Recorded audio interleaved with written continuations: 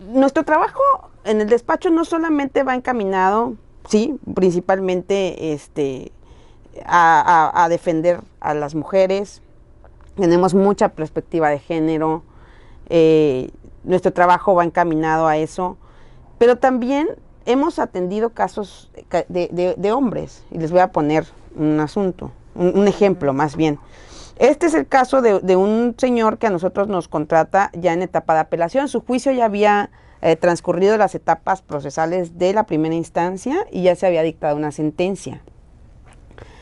La sentencia de alguna manera le favorecía, porque cuando la ex esposa, ya estaban divorciados, lo demandó, le dieron a él, le fincaron a él, lo determinaron a él una pensión provisional de 40% sobre su salario. Debo aclarar que él es un ejecutivo de una empresa que gana bastante bien, ¿no? Entonces el 40% de su salario sí representaba más o menos como unos 30,000 pesos mensuales, más o menos en promedio, a veces más con los bonos que sacaba. Cuando dictan sentencia, le determinan el 15% de pensión alimenticia. ¿Qué características particulares habían en este caso? La primera, ¿sí? Tenían un hijo con discapacidad. Tienen un hijo con discapacidad que su independencia progresiva no está haciendo al mismo ritmo que todos los demás niños, ¿no? Él es dependiente por su discapacidad. 2, él pagaba una casa en la que vivían él, el niño y su mamá, ¿sí? 3, era la mamá quien lo cuidaba todo el tiempo, ¿no?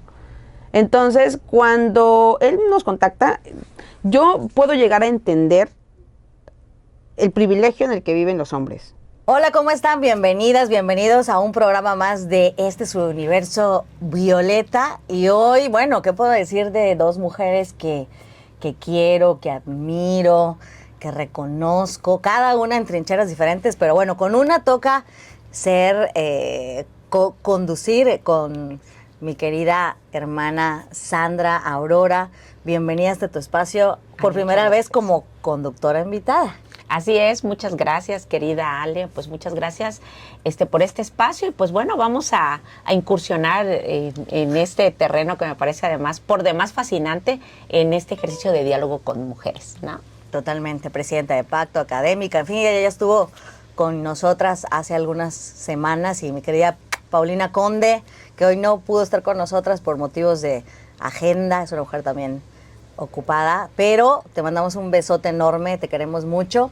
Y por supuesto tenemos a alguien a quien se ha destacado por su trayectoria como abogada, como especialista en impuestos, en mediación. Es una mujer que se ha profesionalizado en el ámbito del derecho.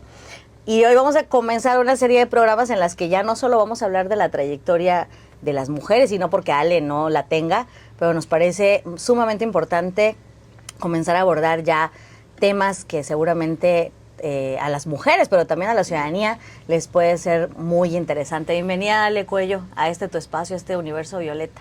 Muchas gracias, Ale, muchas gracias, maestra Sandra. Y gracias a Paulina por la invitación. En modo seria, dice. Muy seria. Sorry, es que aquí también le echamos a la, sí, a la claro. chacota, nos relajamos. Oye, y para abrir pues un tema pues que ahora sí nos lleva a la seriedad por lo delicado y lo grave de esta problemática que es la violencia hacia las mujeres que vivimos en el país, y que es un tema, y también en Chiapas, por supuesto, que es pues el estado en el que vivimos.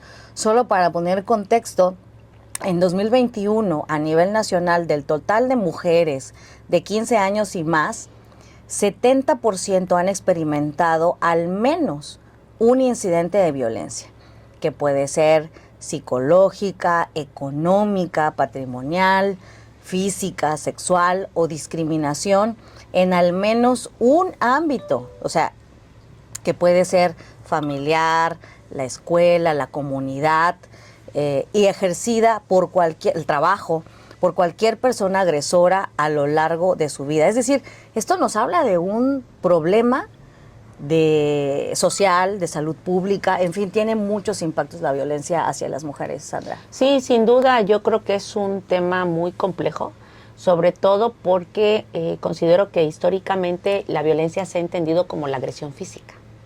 ¿Sí? Entonces, al paso del tiempo, pues nos hemos dado cuenta que, o se ha empezado a nombrar las diferentes formas de violencia, que considero que esto es como un avance sustancial para las mujeres.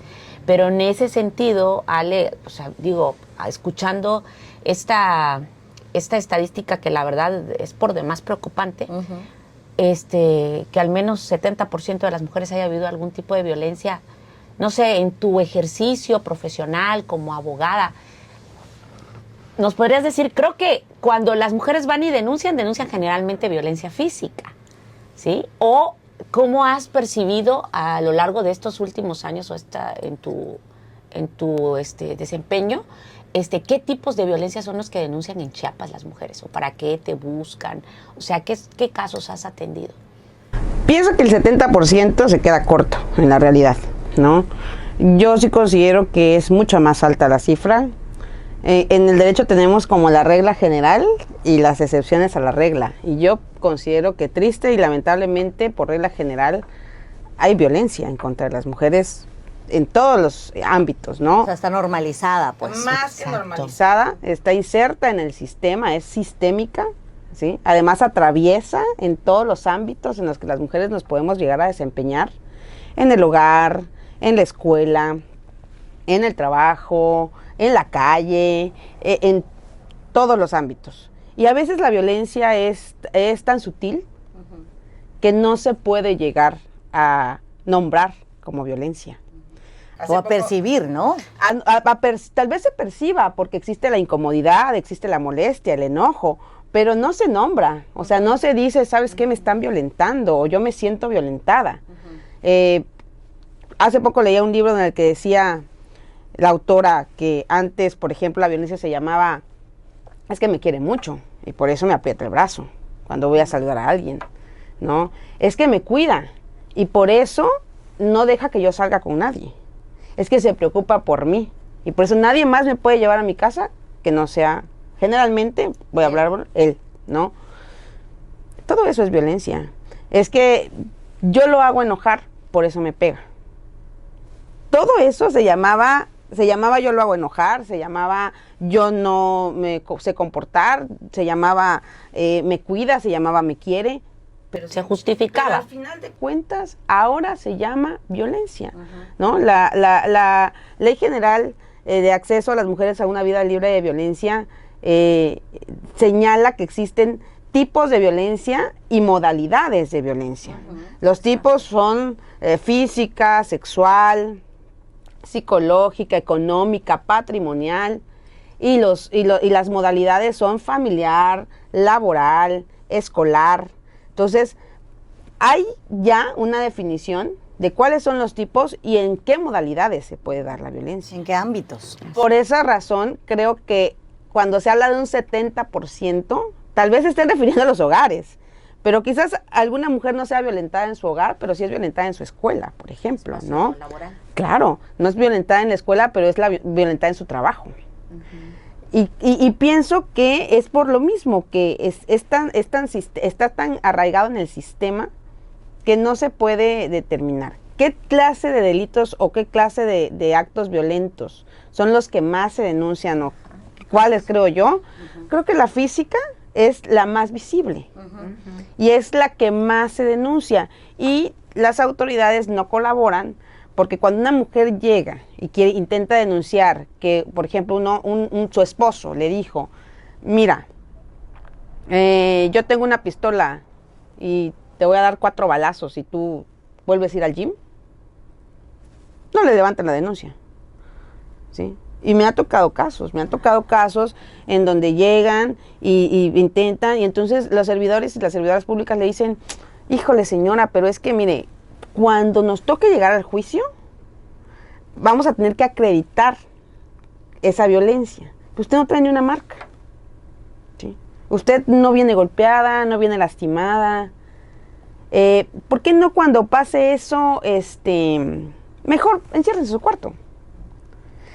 La minimización es tal que las personas ya no quieren ir a denunciar, ¿no? Y te voy a decir algo, Ale, perdón que te interrumpa. En un caso personal, hablando de mi experiencia particular, estoy en un proceso, dos procesos diría, que es un proceso que tiene que ver con el ámbito laboral y que nadie me ha contado, o sea, he vivido en carne propia lo que significa enfrentarte al sistema, ¿no? En principio, porque denuncias. Y denunciar en lugar, muchas veces creemos que denunciar va a detener la violencia o al menos va a hacer un paso que evite que te sigan violentando y te sigan revictimizando. Lamentablemente no es cierto. O sea, muchas veces denunciar es que se recrudezca. Abres la caja de Pandora. O sea, en lugar de que esa violencia disminuya, se recrudece. Así es. Y yo lo viví en carne propia con actos de represión, quitarme personal, en fin, 1000 cosas que hicieron y que pues me implicó el buscar a alguien que me defendiera. Además, y eso también me encantaría preguntarte, abogadas y abogados que no tienen perspectiva de género. Yo soy abogada, soy de profesión licenciada en Derecho. Yo recuerdo haber estudiado la carrera. Que no tienen perspectiva de género. Sí, pero imagínate que si tú estás buscando quién, o sea, di tú el juzgador, pues tu abogada o abogado va a encontrar la manera de sustentar por qué hay una violación de tus derechos en razón de género, en razón de que eres mujer. Cuando menos tu abogado o abogado lo va a sustentar. Y ya el juez o la jueza, sí, que deberían, pero ya tendrán suficiente argumentación para, si no sabían, pues a estudiar. Pero imagínate que ni siquiera tienes a alguien que de entrada tenga perspectiva de género como abogada o abogado para defenderte, ¿no? Y ahí entramos en otro tema que me parece importante, Ale. Tú acabas de mencionar a raíz de una experiencia que yo también la viví, porque es importante señalar que efectivamente entramos dentro de esa estadística, ¿no? Pero hay como otra condición allí. Necesitas tener también los recursos. Al menos la experiencia que yo he tenido es que no solamente necesitas tener la razón y las pruebas, necesitas tener los recursos, ¿sí? Y a veces el respaldo en el espacio público de compañeras activistas, colegas que te acompañen para que puedas tener un buen puerto, ¿sí? Tu denuncia tenga un puerto, pero esto ya tiene un costo allí que implica un desgaste económico, implica un desgaste emocional, porque entonces los agresores, si están en el espacio laboral, utilizan toda la normatividad, aparentemente, ¿no? Para poder segregarte, estigmatizarte, entorpecer tus trámites. Si estás discriminarte, si estás en casa, vives con el agresor. En lo que se giran medidas precautorias y la ley actúa. Entonces, en escuela, ¿no? Se recrudece porque hay relaciones de poder con profesores o profesoras, con estudiantes. Y entonces todavía tienen, porque no existen estas medidas que pueden proteger a quien denuncia. Y esto creo que coloca en un estado, podríamos decir, como de mucha indefensión, y además de que muchas mujeres dicen, ¿para qué voy a llegar a una denuncia? Sí, mejor me aguanto, ¿no? Porque al final no tengo el dinero, ¿sí? No tengo la energía para dedicarle. Sé que va a venir una embestida, ¿no? Va a venir una embestida en mi contra. Si me citan, no me van a dar el permiso para que yo vaya al juzgado. Hay muchos factores que llevan a las mujeres a no denunciar o a no demandar. Aclaremos un punto, y en creo que sí es importante. La denuncia es materia penal, pero también existe un juicio de violencia familiar en materia civil, ¿no? O sea, cuando no todo tiene que ser penal. Hay mujeres que dicen, ¿cómo voy a meter a la cárcel al papá de mis hijos? ¿No? ¿Cómo voy a meter a la cárcel si él es nuestro proveedor? Porque aparte, la violencia es paulatina. Es muy raro el caso, realmente yo no conozco ninguno. Que pase de 0 a 100. Conozcan y que le dé una cachetada, ¿no? Hola, ¿cómo estás? Y ten tu cachetada. No, claro, primero son encantadores, ¿no? O sea, hola, ¿cómo estás? Un año de relación. El príncipe bonita, encantador. Claro, son encantadores. Ahora que se habla de la psicopatía narcisista, ya se habla, tiene un término, se llama love bombing, o sea, un bombardeo de amor, porque bien dices, perdón, va a ser la acotación, si todos los días te maltratara, pues, o sea, sería muy difícil que tú continuaras en esa relación, pero no son tontos, o sea, te bombardean al principio, eres lo maravilloso, y después ya se vuelve intermitente. Te doy amor, pero te golpeo. Golpeo psicológicamente, no necesariamente físicamente. Te trato mal, te digo, ¿no? Va haciendo... Es gradual. Y se vuelve una adicción. Conforme a los casos que hemos tenido en el despacho, hay varios patrones, ¿sí? Pero es como un cuadro clínico. O sea, tú tienes gripa, tienes diarrea, tienes temperatura. Mira, el médico te va a decir, te voy a ordenar estos estudios porque tu caso es concreto, pero traes el cuadro clínico de una fiebre tifoidea, un ejemplo, ¿no? Hay un cuadro clínico. Tú puedes llegar a través de la experiencia a determinar las conductas que se repiten de persona a persona, ¿no?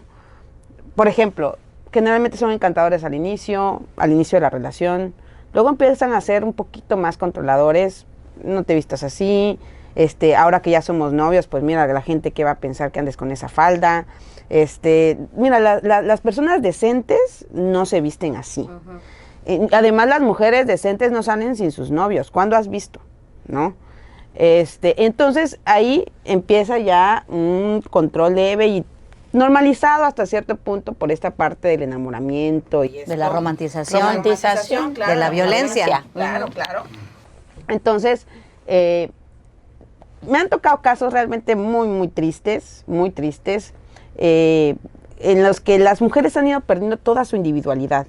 Ellos se las han ido quitando, no las pierden, se las quitan. He visto casos, no es un solo caso, pero por ejemplo, de personas a las que les han quitado hasta sus propiedades, por amor, ¿no? Sus hijos. Hablemos de la violencia vicaria. También. ¿no? Esa parte, o sea, déjate las propiedades. Digo, no porque no sea importante, pero Mira, yo conocí un caso, atentan contra lo que saben que nos pega en el alma. Sí. En el que ella llega al matrimonio con una casa y un coche. Empieza a pasar el tiempo, poco tiempo, y de repente le dice, oye, ¿por qué no vendes tu coche? ¿Sí? Pues ya está. Mira, si no lo vendes ahorita, en 2 años ya no te van a dar lo mismo, ¿no? Entonces, es tan sutil la manipulación que ella dijo, bueno, está bien, si tú véndelo y yo te completo para que te compres otro coche nuevo. Perfecto, maravilloso, está bien. Venden el coche y no compra otro coche. Entonces le dice, ¿sabes qué? Ni necesitas comprar otro coche. Vean lo sutil. Ni necesitas comprar otro coche, ¿eh? Ten.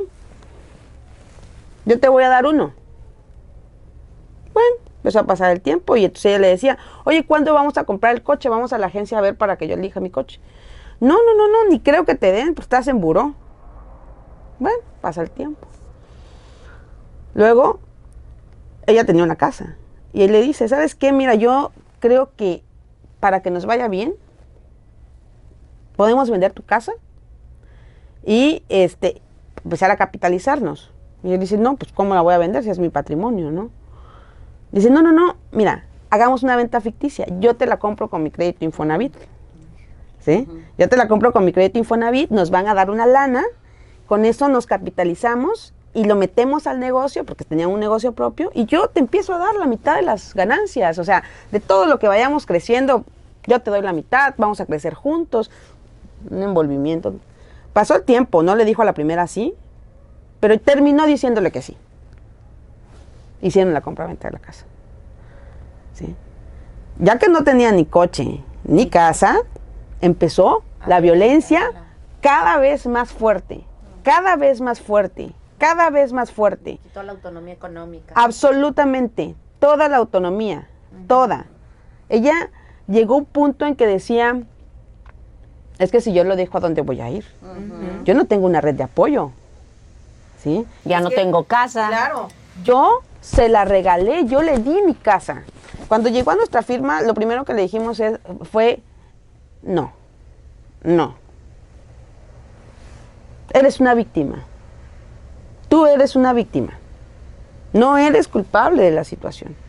Es que permití demasiado. No lo permitiste. Estás dentro del círculo de violencia.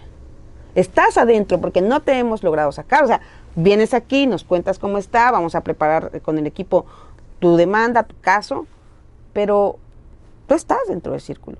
Eres una víctima. Y oye, Ale, me parece súper importante y me gustaría Sí. que de todas formas continuaras cómo termina esta historia, porque creo que es importante hacer una acotación con respecto a lo que dices. Me parece que el empoderarla y decirle, tú no eres la responsable, porque también hay un tema que ha estado surgiendo últimamente, Sandra, que es este tema de las técnicas de desarrollo humano y de coaching y de también dentro de la psicología, en donde te avientan la responsabilidad a ti. O sea, una cosa también es asumir que, claro, tú tomas tus decisiones y que es importante que a partir de tus experiencias, pues aprendas y te sirva para no volver, o sea, ya tener como las antenitas un poco y ver las red flags. Pero llegar a ese proceso no es como que de la noche a la mañana. O sea, tú lo decías hace rato, vivimos en un sistema en el que nos han enseñado a normalizar la violencia. O sea que, aunque veamos eso, obramos de buena, o sea, no llegamos a una relación o conocemos a una persona pensando que esa persona nos va a violentar, nos va a quitar nuestro patrimonio. O sea, ¿cómo saber? Es que eres una tonta porque no supiste elegir bien. Me parece que también allá afuera como una revictimización social de las mujeres que están en relaciones violentas o que han estado en relaciones violentas como si lo hubieras elegido, como si nos encanta vivir violencia. ¿Cómo eliges? ¿Cómo decides cuando realmente la carga debería estar en contra de estos hombres que manipulan, que violentan, que ejercen como todas estas violencias, estas formas de manipulación, que al final también es un ¿cómo decirlo? Un síntoma de la descomposición social, porque estos hombres no nacieron de la noche a la mañana, o sea, hay todo un esquema que les permite reproducirse y reproducir estas... Yo creo que por eso es tan importante, considero, que las mujeres, pues sería como una invitación, ¿no? Ujú. Pues estemos como más atentas a toda esta información, o sea, porque lo que no se conoce no se nombra. Uh-huh. Y piensas que es normal, ¿sí? Y creo que estos programas son geniales precisamente por eso, porque hablamos de cosas que a veces, lo que cuenta Ale, ¿no? Que puedes decir, ay, bueno, es que sí, me quiere, estoy como sutilmente en este proceso, soy la víctima. Pero ¿por qué ella no podía salir de ese círculo? Porque no lo nombraba, porque no lo conocía, porque no sabía, ¿no? Esta parte que tampoco es culpa de nosotras, De hecho, porque cuando- al final... Perdón que te interrumpa, pero apoyando todo lo que estás comentando, cuando ella lee el primer proyecto de demanda, nos dijo, jamás había parado a pensar que soy una víctima de violencia. Ella ves. Hasta que lo Ajá, leí. Así es. No podía creer, no puedo Así creer es. que esto se está relatando aquí sea mi vida. Así son las palabras. De las Qué bello víctimas. tu trabajo, Ale, de Sí, verdad. Qué chido. claro. Ya se me enchina la piel. Sí. Más como tú, por favor. Entonces, nuestro trabajo en el despacho no solamente va encaminado, sí, principalmente a defender a las mujeres. Tenemos mucha perspectiva de género. Nuestro trabajo va encaminado a eso. Pero también hemos atendido casos de hombres. Y les voy a poner un asunto, un ejemplo más bien. Este es el caso de un señor que a nosotros nos contrata ya en etapa de apelación. Su juicio ya había transcurrido las etapas procesales de la primera instancia y ya se había dictado una sentencia. La sentencia de alguna manera le favorecía, porque cuando la ex esposa, ya estaban divorciados, lo demandó, le dieron a él, le fincaron a él, lo determinaron a él una pensión provisional de 40% sobre su salario. Debo aclarar que él es un ejecutivo de una empresa que gana bastante bien, ¿no? Entonces el 40% de su salario sí representaba más o menos como unos 30,000 pesos mensuales, más o menos en promedio, a veces más con los bonos que sacaba. Cuando dictan sentencia, le determinan el 15% de pensión alimenticia. ¿Qué características particulares habían en este caso? La primera, ¿sí? Tenían un hijo con discapacidad. Tienen un hijo con discapacidad que su independencia progresiva no está haciendo al mismo ritmo que todos los demás niños, ¿no? Él es dependiente por su discapacidad. 2, él pagaba una casa en la que vivían él, el niño y su mamá. ¿sí? 3, era la mamá quien lo cuidaba todo el tiempo, ¿no? Entonces, cuando él nos contacta, yo puedo llegar a entender el privilegio en el que viven los hombres, pero no lo justifico. Tienes que hacerles entender a ellos que sus privilegios dañan a la sociedad. Exacto, este ejercicio ególatra de sus privilegios nos dañan constantemente a la sociedad, dañan a la sociedad, ¿no? La destruyen. No solo a las mujeres, porque luego es, pues es a las mujeres, no, es a la sociedad. Me encanta cómo lo dices. Sí. Entonces, yo entiendo, porque todos me lo dicen, solamente que hay personas que llegan a comprenderlo y ahí radica la inteligencia, ¿eh? La inteligencia radica en poder escuchar a otras voces, pasarlas por tu cerebro, reflexionarlas, racionalizarlas y decir, caray, es probable que yo esté mal, es probable que yo no tenga la razón, y aceptarlo, y tratar de modificarlo. Entonces, me llama y me dice, oye, fíjate que me recomendaron contigo por este tema, bla, bla, bla, me lo contó. Me dijo, ahorita salud. La pensión que me determinaron fue del 15%. Ya la mamá de mi hijo presentó una apelación y pues yo quiero que tú contestes la apelación porque no me ha estado gustando cómo se ha llevado el juicio. Le dije, claro que sí. Y ya la historia, ¿no? Mira, es mucho dinero, o sea, no trabaja, quiere vivir de No mí. trabaja. Sí, no siempre. Sí, o sea, ¿qué le hace a todo el dinero que yo le doy? Si tú le preguntas, no tiene ahorros, si el niño se pone enfermo, no tiene ni para llevarlo al doctor, todo me lo tiene que estar pidiendo a mí, todos los viajes a Ciudad de México los pago yo, toda esta parte de siempre, ¿no? De hacerse la víctima, víctima. Mira, sus uñas y su pelo y todo, su planchado se lo pago yo, etcétera, ¿no?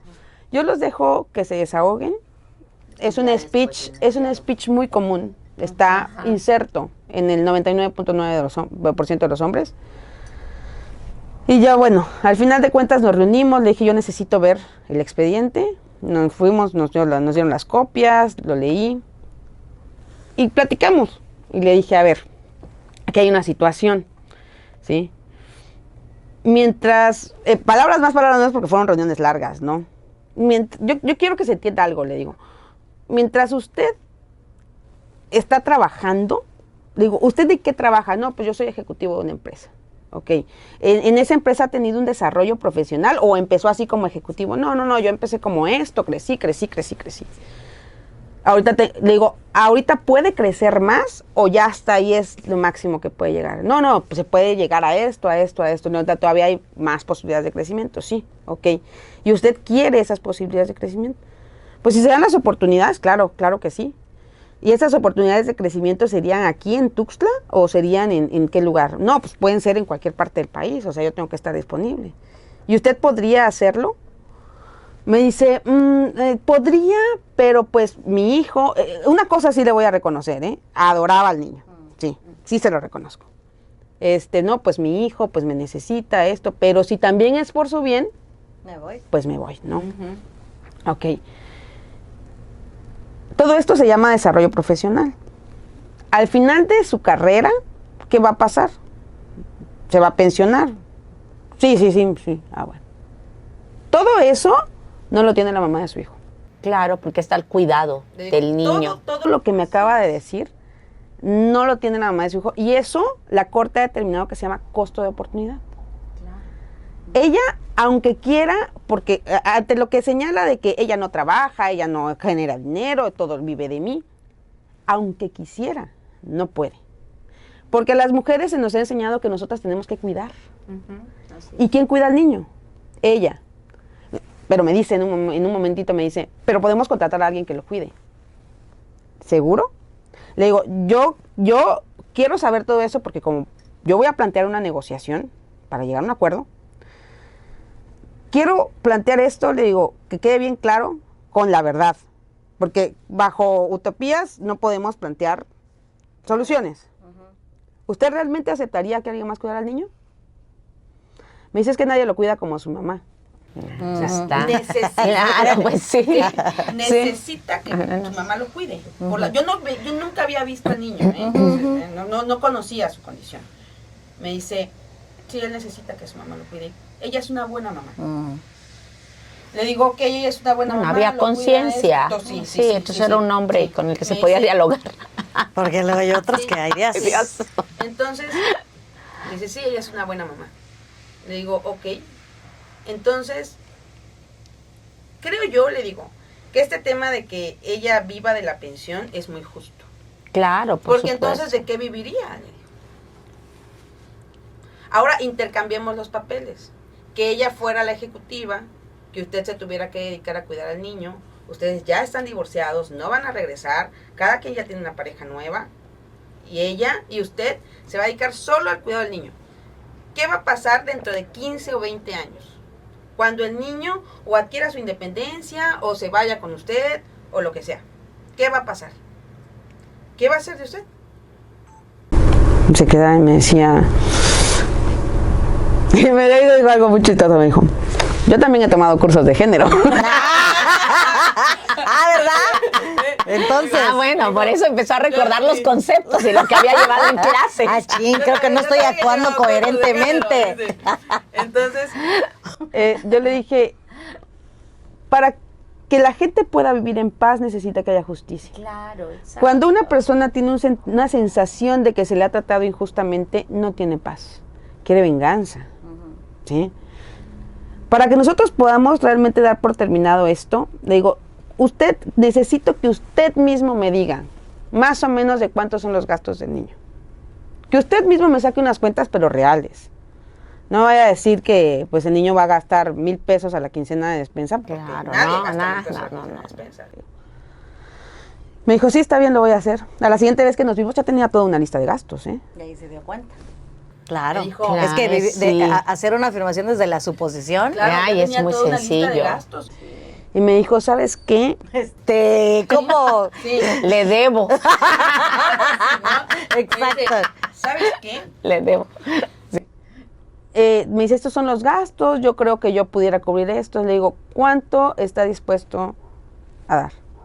Le fijaron una pensión del 15%. Ella quiere el 50%. Viven en la casa que él paga, no pagan renta, pues. De alguna manera, pues, adicional a la pensión está el pago de la casa. Claro. ¿Cuánto? ¿Cuánto? ¿Qué porcentaje del sueldo? Y me dijo, 25 hasta 30. ¿Está bien? Fuimos, platicamos con ella, dialogamos. Y para no hacer el cuento más largo, llegamos a un convenio en el que el 25% fue de pensión para el niño, el 5% de pensión compensatoria para ella, Extraordinario. ¿sí? Vale. Es para ella. Muy bien. El convenio señala que una vez que se termine de pagar la casa, él se la va a donar al niño y pues el nombre del seguro, en el seguro de vida de él, del trabajo, del niño, en la misma cantidad que si él tiene más hijos, ¿no? O sea, que el niño no vaya perdiendo terreno conforme él vaya teniendo más hijos, ¿no? Él quedó contento. Y Y ella. ella también quedó Y el tranquila. niño Y el niño protegido. protegido, exacto. y sí. Aquí va una acotación. ¿Saben quién está a punto de echar abajo el convenio? El abogado de ella. Ay, qué barbaridad. El abogado de ella casi nos tira el convenio, casi nos tumba el convenio. Sí, eso suele Sí, suceder. Por una situación. Situación que tú dices, bueno, ya es ego esto. Claro. ¿Sí? Así Oye, es. Ale, pues nos encantaría seguir en esta conversación y lo vamos a seguir haciendo porque la verdad creo que dimos hoy unas pinceladas porque la verdad es que el tema de la violencia y Sandra también para que tú puedas comentar finalmente hacia dónde debería ir la siguiente reflexión, creo, porque por supuesto que esto es un mar, ¿no? Te da para, ya lo comentaba Ale, lo comentaba Sandra, tenemos diferentes tipos y ámbitos en los que se ejerce la violencia contra nosotras las mujeres, entonces abordar cada uno me parece que va a ser, pues nos quedamos con esa tarea de ir desmenuzando, digo, hoy dimos justo unas pinceladas, pero me parece que es importante ya en la siguiente, Ale, ahora sí entrar específicamente al tema de la violencia familiar, ¿no? Y así irnos cada una para dar como muchos elementos para nuestro Claro. público, particularmente para las mujeres, Sandra. Así es. De hecho, yo creo que es fundamental recuperar dos cosas que me parecen importantes que se mencionaron. La primera es que este espacio sirva precisamente para informar, para dar otras lecturas de lo que estamos viviendo, para poder detectar la violencia, nombrarla y pues saber cómo actuar en términos jurídicos. Pero algo que mencionó Ale, que me parece bien importante, es también cómo es importante hacer conciencia en los hombres, ¿sí? Porque no solamente las mujeres, y este ejercicio de este último caso que tú mencionas es fundamental, porque como decías, los privilegios en que ellos viven prácticamente transgreden todo el orden social y vulneran los derechos de las mujeres. Entonces también ellos tienen que empezar, así como dijo este señor, yo llevé un curso de género. Creo que también los hombres que nos escuchan, es importante de arribar a nuevos espacios sociales teniendo conocimientos de género, porque al final la perspectiva de género no solamente aborda a las mujeres, sino también a los hombres. Y esto es algo que creo que es importante mencionarlo, porque se piensa que nada más son temas de mujeres, pero son temas que abonan a un orden social más equilibrado y más justo, ¿no? Claro. Y pues gracias, Ale. Algo con lo que tú quieras cerrar, no terminar esta conversación, al menos por hoy, porque la verdad es que apenas es tan intenso y es tan profundo. es tan profundo. Sí, hay tanto de qué hablar. Y yo te reconozco y de verdad, no lo digo de dientes para afuera, sino porque sé quién eres, pero además escucharte hoy, conocerte en tu ejercicio, o sea, cómo no quererte, mi querida Ale. Gracias por eso que tú haces y ese gran team que tienes también con nuestra querida Gaby Cruz, a la que le mandamos un Besos, besote. Gaby. Beso, mi amor. Algo con lo que tú quieras hablar, Ale Chula. Claro, es muy importante y yo siempre exhorto a mis compañeras y compañeros abogados llegar a entender el verdadero concepto de justicia. Esto no se trata de ganar un juicio, siempre se los he dicho, ¿no? En cada espacio que se tiene, no se trata solo de ganar un juicio, no se trata de ganar o perder o derrotar o de ponerle el pie en el cuello a las personas. Se trata de generar una sociedad mucho más pacífica. Somos una sociedad violenta. Y si nosotros como abogadas y abogados le sumamos más violencia, haciendo juicios encarnizados, diciendo no, se los vamos a quitar, les vamos a quitar a los niños, no les den un peso, que te embargue tu mamá para que no les den un centavo. Bájate el sueldo, haz Renuncia, estrategias de... renuncia. Ay, sí, Esas sí, sí. Son las prácticas, las tenemos que desarraigar desde nuestro ejercicio profesional. Somos nosotros el Pepe Grillo de las personas. Y somos nosotros que tenemos que generar los ajustes empáticos para que nuestros clientes puedan llegar a acuerdos bondadosos, pacíficos, pero sobre todo con verdadera justicia. No es justicia que el juez decida cuánto le toca a tu hijo, si eres tú quien vive día a día su vida. Esa justicia heterocompositiva en la que un juez va a decidir con base a un montón de papeles y pruebas, no es tan justa que se diga. Por eso tenemos socialmente una sensación de eterna injusticia, ¿no? Entonces, ahorita lo que se tiene que hacer o lo que nosotros hacemos generalmente es tratar de incidir en las personas, sean hombres o mujeres y desde la perspectiva que corresponda, para generar una sociedad con más justicia, o sea, que los casos se puedan resolver entre ellos y queden tranquilos. Entonces, este tema, claro, que da como para muchos programas. Sí, Ya comenzamos. Una serie. Pero les agradezco mucho que me hayan invitado a platicar de eso. No, Muchas gracias, a Ale. ti. Pues nos vemos en el próximo Universo Violeta. Gracias, Sandra. Ay, no, gracias por la invitación. La verdad, yo disfruté mucho esta conversa y aquí fascinada. Como Muchísimas gracias. pececita en el agua, ya la ve. Nos vamos a ver en otro espacio, les adelantamos por ahí, pero Ale, gracias. Gracias, Ale. Y un besote, Paulina. gracias al Hasta luego. 7, gracias Pau, gracias Gastón, nos vemos. Hasta luego. Hasta luego. Compartir de Sí, porque no es responsabilidades. No solo las instituciones como la Fiscalía, la mujer, o se va a poner buenísimo en cada programa. y que las mujeres tenemos derecho a vivir libres de violencia.